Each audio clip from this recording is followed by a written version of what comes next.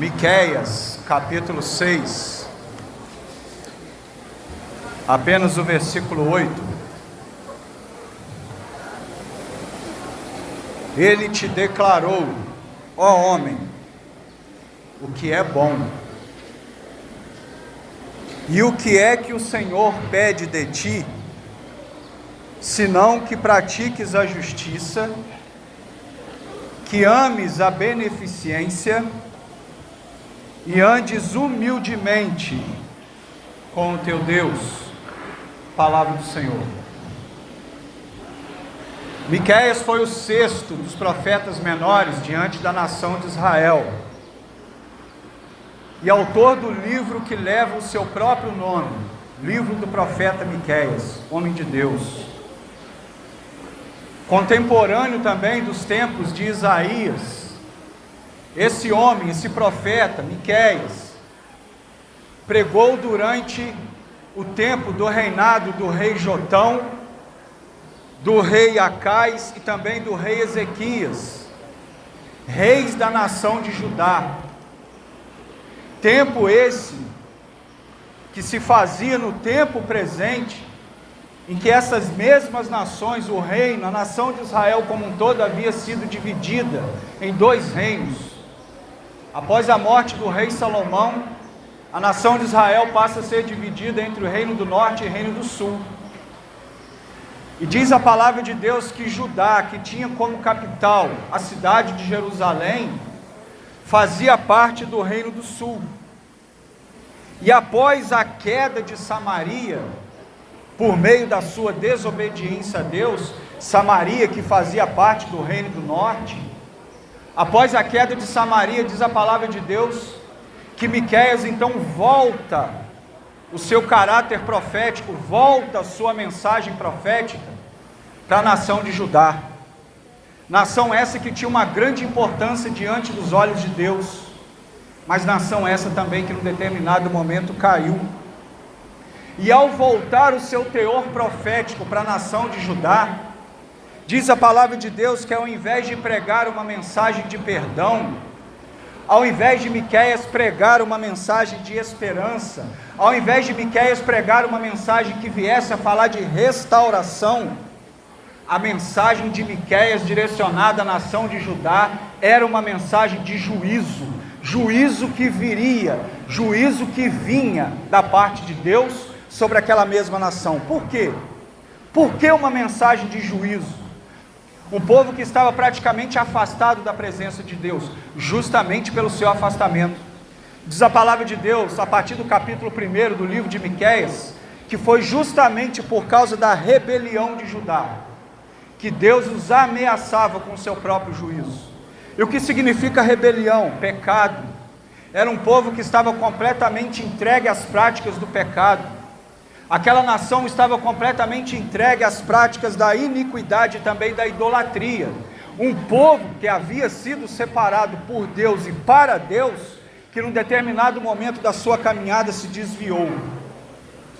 Mas mesmo em meio a um contexto de iniquidade, mesmo em meio a um contexto de uma mensagem de juízo, de uma necessidade de se pregar e de se ouvir uma mensagem de juízo, a palavra de Deus coloca para nós dentro do versículo que eu li no início dessa reflexão, que é o verso 8 do capítulo 6 de Miqueias. A palavra de Deus vai colocar para nós dentro do verso 8 uma mensagem de esperança. E diz o verso 8, dentro do verso 8 vai dizer o que Deus esperava daquele povo. E ainda dentro do verso 8 a palavra diz o que Deus espera de nós no tempo de hoje: obediência. Deus tem te chamado à obediência, queridos. Não à toa que em Apocalipse capítulo 3, verso 19, a palavra de Deus diz, isso são palavras do próprio Senhor Jesus: eu, o Senhor, repreendo e castigo a todos quanto amo, seja zeloso e arrependa-se. Deus tem te chamado à obediência, Deus tem te chamado ao arrependimento.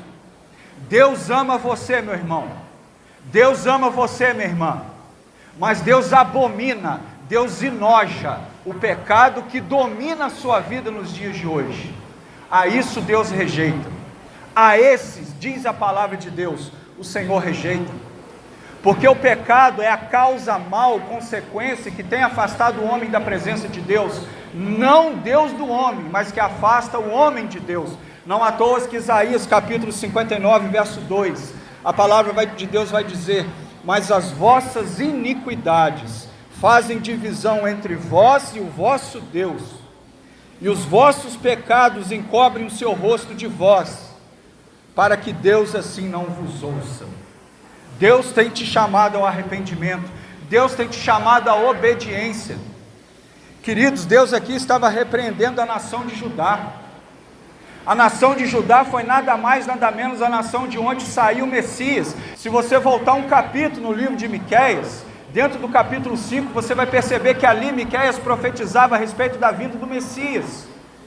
E ele chega a citar dentro do verso 2: e tu, Belém Efrata, que estava em Judá, posto que pequena entre milhares de Judá, de ti me sairá o Senhor, aquele que será Senhor em Israel, e cujas origens são desde os tempos antigos, desde os tempos da eternidade. Miqueias aqui estava apontando para o Cristo que viria, que haveria de vir, que há de ser para todo o tempo, amém, aquele que é o Todo-Poderoso, esse mesmo, aquele que é Todo-Poderoso, que te chama hoje, assim como chamava essa nação lá naquele tempo passado, a um compromisso com Ele. Deus te chama ao arrependimento, Deus te chama à obediência. E para concluir, o arrependimento precede a obediência, porque só consegue ser obediente à voz de Deus aquele que reconhece que precisa se arrepender dos seus atos de injustiça, atos esses que estiveram sobre a nação de Judá, atos esses com que fizeram que a mensagem de juízo da parte de Deus viesse sobre aquela mesma nação, ato esse que está sobre a vida de muitas pessoas nos dias de hoje, ditas inclusive cristãs. Então Deus tem te chamado ao arrependimento, Deus tem te chamado à obediência. Não permita que Isaías 59 se cumpra sobre a sua vida, que os seus atos de iniquidade venham ser a causa que te afastam da presença de Deus. Deus nunca irá se afastar de você, mas não permita que o seu pecado te afaste de Deus. Converta-se, converta-se, porque o tempo da vinda do Senhor está próximo. Deus tem te chamado ao arrependimento, Deus tem te chamado a um compromisso com Ele. E eu encerro com as próprias palavras do Senhor Jesus: aquele que tem ouvidos, ouça o que o Espírito do Senhor diz à sua igreja. Que Deus te abençoe no nome de Jesus.